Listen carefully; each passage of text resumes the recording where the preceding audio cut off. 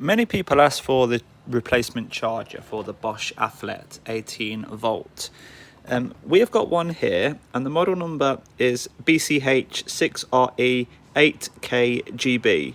It says it needs a 22 volt 500 milliamp charger. So here we have our 22 volt 500 milliamp charger with the connector that looks like that. That sticker's found behind the dust box, by the way.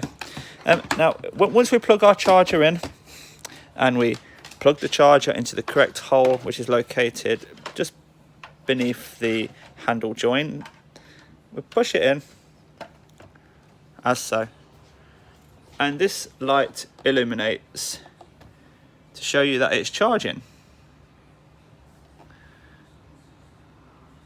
So when we take it out, the illuminated light is off, and when we plug it in, the illuminated light re-illuminates.